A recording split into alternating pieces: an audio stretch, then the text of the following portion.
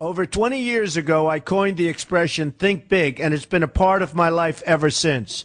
It's also come true. I became an even bigger success after I said it than I was before. And that's one reason I think it's an important way to think. It obviously works, and that's what I'm going to talk about today. What I said exactly in my first book, The Art of the Deal, is as follows. I like thinking big. I always have. To me, it's very simple. If you're going to be thinking anyway, you might as well think big. That book was a bestseller, and it's considered a business classic at this point. But I never thought those words would become bestsellers in their own right.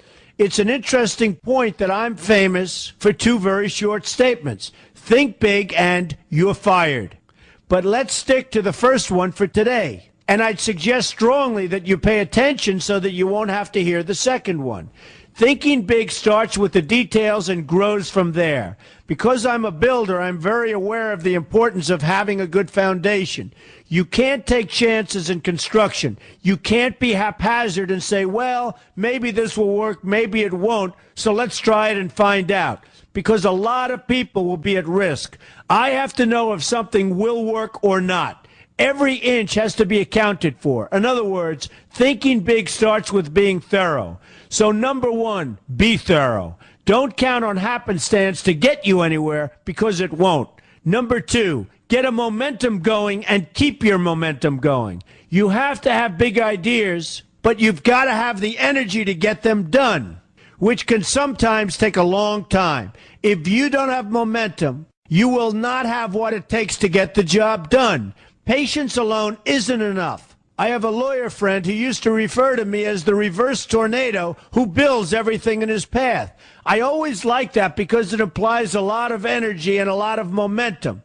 And that's exactly what it takes to get anything done. So keep your momentum going. Number three, stay focused. You have to stay focused. The minute you lose focus, you will also be losing your momentum. They go together, and you will accomplish a lot more, even amazing things, if you make sure you keep these two things working together for you. I've seen very talented people literally go down the drain because they couldn't seem to keep their focus long enough to get anything done.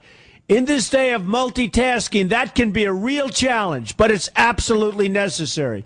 Ask yourself this question: what should I be thinking about right now? That simple question can restore your focus in no time at all. And your answer right now should be listening to Donald Trump.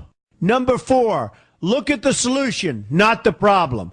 This is very important if you ever want to learn to think big. And here's why. No matter what you do, you're bound to run into problems. It's just part of life, a part of business, a part of anything worth doing.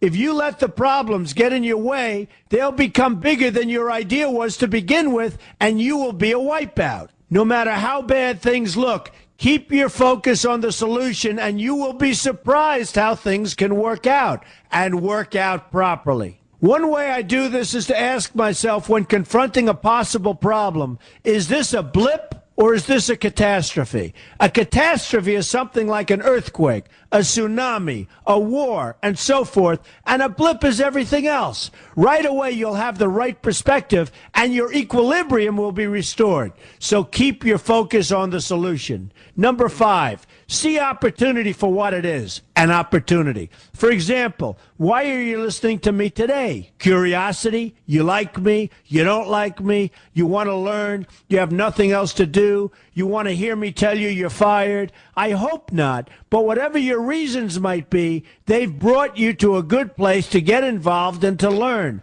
and that's an opportunity right there. People think that because I'm rich and famous that I know everything. I know a lot, but one thing I know is that I don't know everything. So I ask myself this question every day.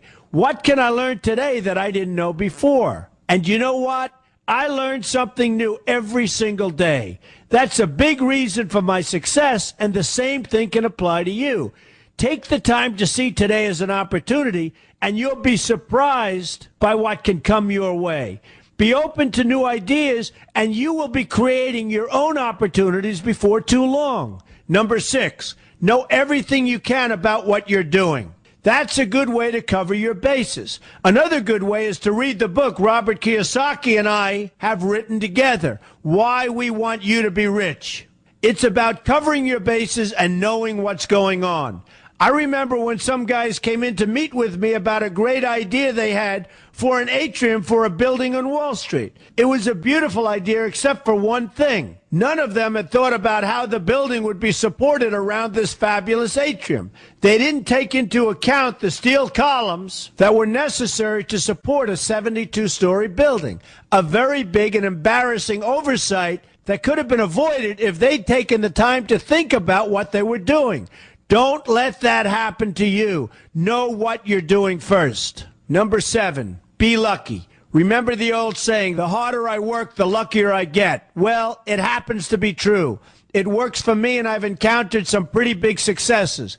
But this goes along with something that's absolutely necessary for great success. Be passionate. You have to love what you're doing if you want to be successful at it. My father told me that it's absolutely true. I might work 7 days a week, but it doesn't seem like work to me because I love what I'm doing. If you don't like what you're doing, find something else to do, or do it part-time until you can find something full-time. You will never be successful, happy, or healthy unless you're doing what you love to do. That's just the way it is. So give it some thought. In fact, give it a lot of thought. For example, if you're feeling frustrated, there are 2 ways to look at the situation. Frustration can mean that maybe you're expecting too much, or it can be an indication that you know you should be or could be doing more. Use frustration as a motivator. Use it to get where you want to go instead of staying where you don't want to be. But above all, be passionate. That's the fast track to success, no matter what your interests are. Number 8, see yourself as victorious. That can zap negativity immediately and put a positive spin on problems. I've gotten to the point where I see problems as challenges that I'll enjoy meeting and dealing with. My point here is that no matter what you do, you will encounter problems. Why not see them as challenges instead and know that you are more capable of dealing with them? That's positive thinking with a realistic slant. When I go into negotiations, I keep an open mind to what may happen. But I can tell you that there's already a done deal attitude on my part. I've already thought the process through to the extent that I know everything will be better off if they agree with what I've come up with because I've taken both sides into account. I enter the situation with a victorious attitude, and I've had enough victories to know that this attitude works. Use it. Number 9, be smart. Know that you have something unique to offer because you do use the tools that are provided for you and remain open to new ideas. That's being smart. That's also where innovation comes from. Being smart means you know how to use what you've got. That doesn't mean there's nothing left to learn, but it means that you will have the ability to learn and move forward with success. And success is very important. Success is what you want. Just be successful. Believe me, you'll be happier. I know people who have had very few real advantages in life, and yet they've managed to become giant successes. They figured out how to use what they had, not to dwell on what they didn't have. I'm convinced that everyone has something useful to offer, and if you apply yourself diligently, you'll find that you have what it takes to succeed, and you're going to be a lot happier for it. Number 10, above all, never give up. Never, never, never give up. The only time you will be a failure is if you quit trying.